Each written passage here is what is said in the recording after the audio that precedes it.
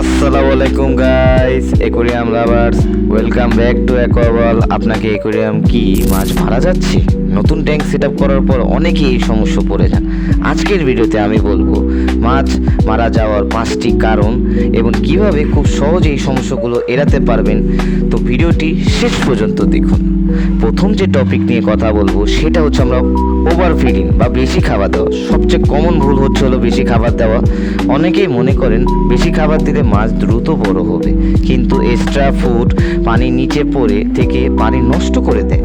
এতে ammonia spike তৈরি হয়, যা মাছের জন্য খুব বিপজ্জনক। এটা সলিউশন হচ্ছে দিনে এক থেকে দুইবার অল্প করে খাবার দেবেন। মাছ যত 2 মিনিটের ভিতরে খাবার যত শেষ করবে, যতটুকু খায় ততটুকু দিবেন, অতিরিক্ত খাবার দিবেন না, নাহলে সঙ্গে সঙ্গে অতিরিক্ত খাবার দিলে সঙ্গে সঙ্গে সেটি রিমুভ করে ফেলবেন। দ্বিতীয় যে টপিকটি হচ্ছে সেটা হচ্ছে ডার্টি ওয়াটার বা নোংরা জল।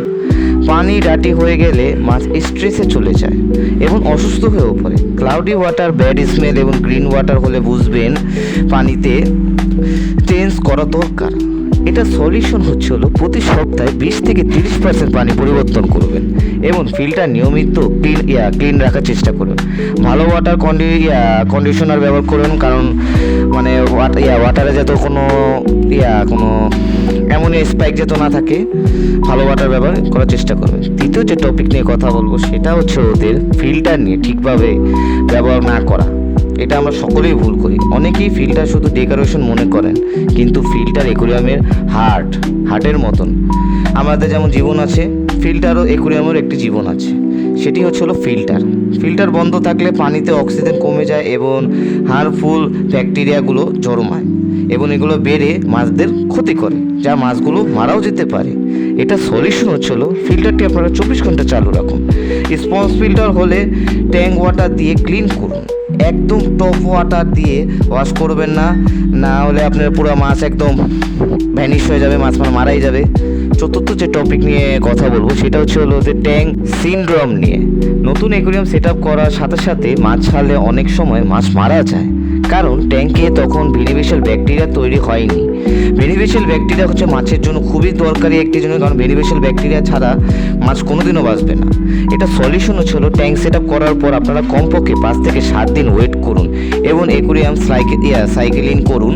ধীরে ধীরে ফিশ অ্যাড করবেন, একবারে 5 দিন জোড়া মাছগুলো অ্যাড করবেন না, নাহলে মাছে একদম পুরো অ্যাকোয়ারিয়ামে 12টা বাজা ফেলবে, অ্যাকোয়ারিয়াম পুরো নোংরা করে ফেলবে। অবশ্যই ধীরে ধীরে ফিশগুলো অ্যাড করুন।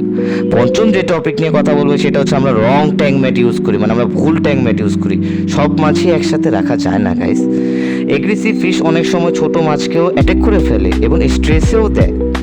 এটা সলিউশন হচ্ছে আপনারা কম টেবিলে ফিশ একসাথে রাখবেন, যেগুলো একসাথে মাছ থাকতে পারে, যেগুলো মাছগুলো একসাথে যত চলাফেরা করতে পারে। যেমন আপনারা গোল্ড ফিশ, কই কার্প ইত্যাদি অনেক ফিশ আছে। আপনারা চাইলে ফিশ কেনার আগে ট্যাঙ্কমেট রিসার্চ করে আপনারা ফিশ রাখতে পারেন এবং কোনোদিনও ওভার ক্রিয়েট করবেন না। ট্যাঙ্ক ওভার ক্রিয়েট করলে এতে মাছের জায়গা হয় না, কারণ মাছও তো শান্তিভাবে চলাফেরা করতে চায়। তো অবশ্যই ওভার ক্রিয়েট ট্যাঙ্ক অ্যাভয়েড করুন। তো বন্ধুরা, এই ছিল আজকে আমার অ্যাকোয়ারিয়ামে মাছ মারা যাওয়ার 5টি কারণ। ভিডিওটি এই টিপসগুলো যদি ইনশাল্লাহ ফলো করেন, তাহলে আপনার মাছ অনেক হেলদি এবং অ্যাক্টিভ থাকবে।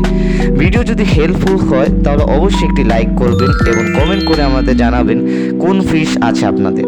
আর অ্যাকোয়াওয়ালের চ্যানেলটিকে সাবস্ক্রাইব করতে ভুলবেন না। তাহলে আজকের জন্য বিদায় নিচ্ছি, আপনারা আমাদের জন্য দোয়া করবেন। আল্লাহ হাফেজ।